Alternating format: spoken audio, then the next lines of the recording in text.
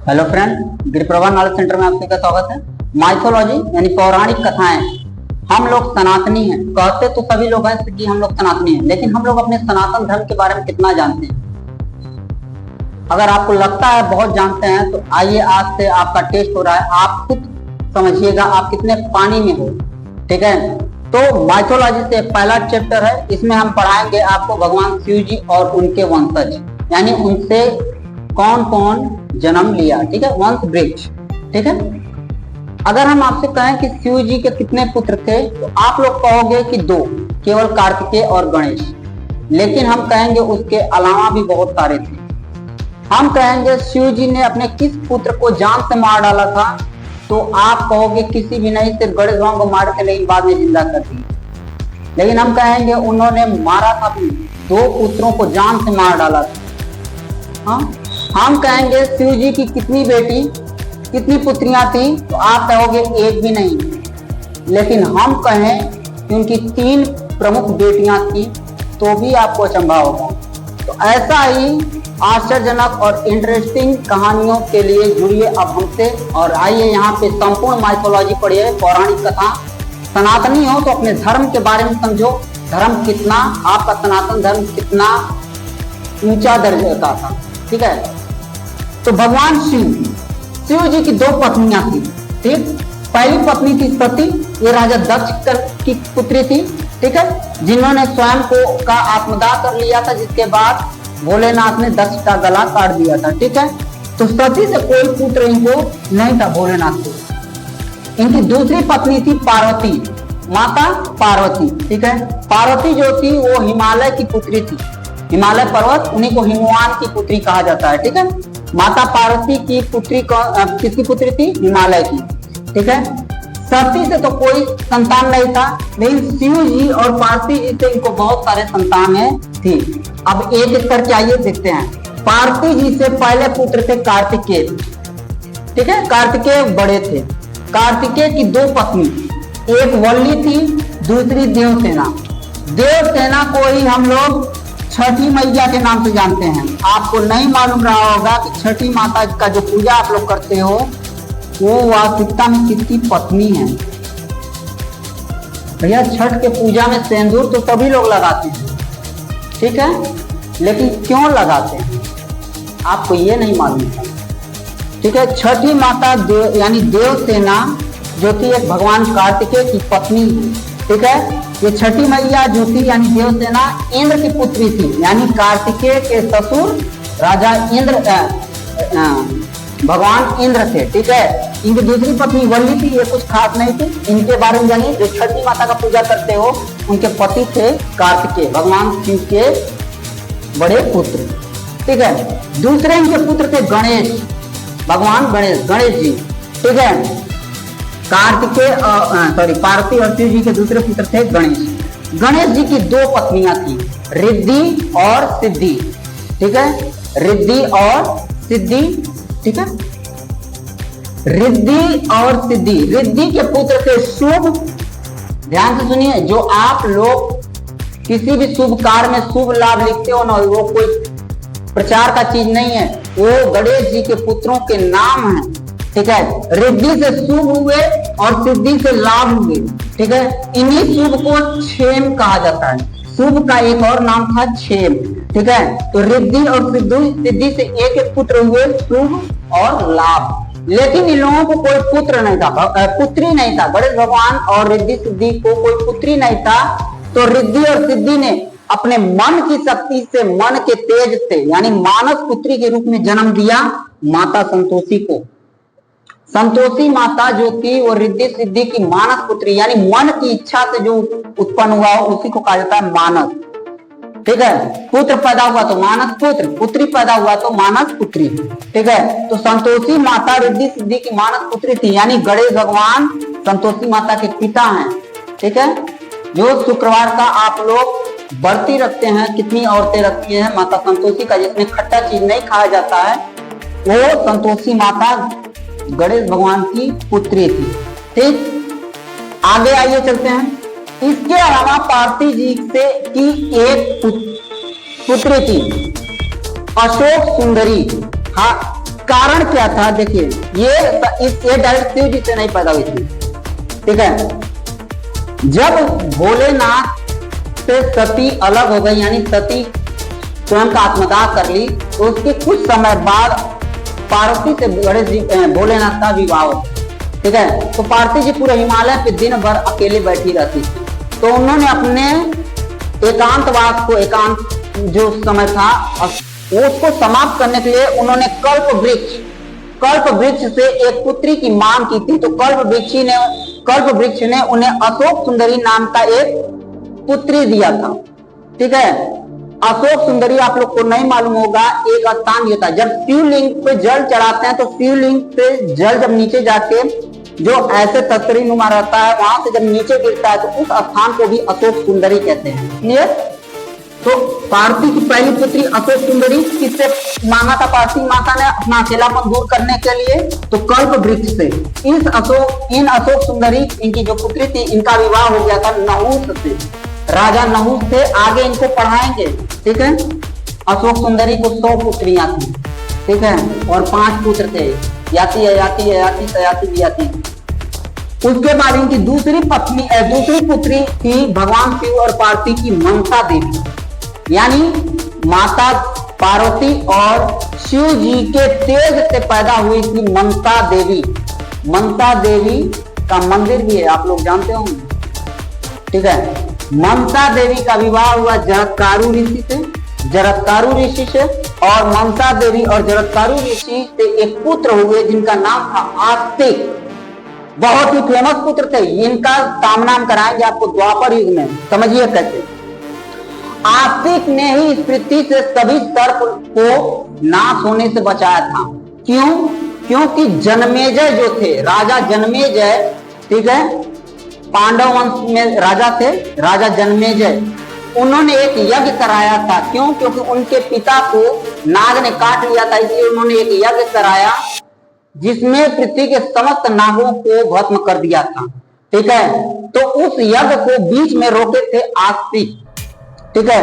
मनसा देवी को नाग कन्या, यानी नागों का ईश्वर कहते हैं, नागों को बचाने के कारण इनके पुत्र द्वारा इन्हें नाग माता के नाम से भी जाना जाता है, ठीक है।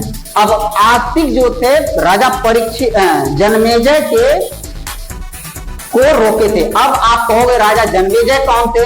तो हम कहेंगे राजा जन्मेजय जो थे ये राजा परीक्षित के पुत्र थे। फिर कहोगे राजा परीक्षित कौन थे? तो हम कहेंगे राजा परीक्षित जो थे ये अभिमन्यु के पुत्र थे। फिर आप कहोगे अभिमन्यु कौन था? तो हम कहेंगे ये राजा अर्जुन के पुत्र थे। फिर आप कहोगे अर्जुन कौन था? तो हम कहेंगे ये पांडु के पुत्र थे। फिर कहोगे पांडु कौन था? तो हम कहेंगे ये विचित्रवीर्य के पुत्र थे। फिर कहोगे विचित्रवीर्य कौन था?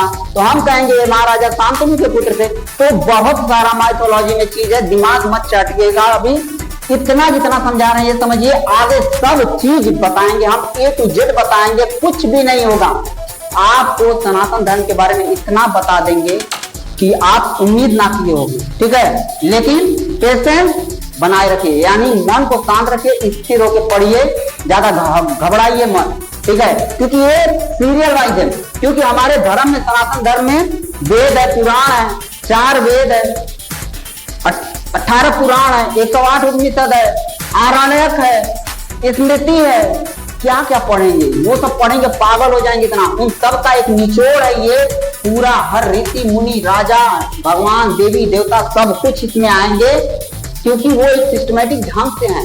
पहले बाप पैदा होगा, फिर उसका पुत्र आएगा, फिर उसका पुत्र आएगा, फिर उसके वंशज आएंगे। इससे आपको समझ में भी आएगा, सारे देवी देवताओं को आप पढ़ भी लोगे, ऋषि मुनि भी इसी में आएंगे। इसी में आपको हम रामायण लाएंगे, भागवत गीता लाएंगे, महाभारत का कहानी लाएंगे, सब कुछ आएगा, कुछ नहीं छूटेगा। बस संयम बनाइए, ठीक है, और हमारे चैनल के साथ जुड़े रहिए।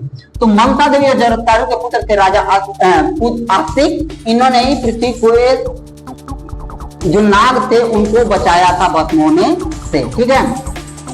इसके अलावा शिव जी का एक और पुत्र थे अयप्पा, यानी मोहिनी से अयप्पा को जन्म हुआ। अब आप कहोगे मोहिनी कौन था?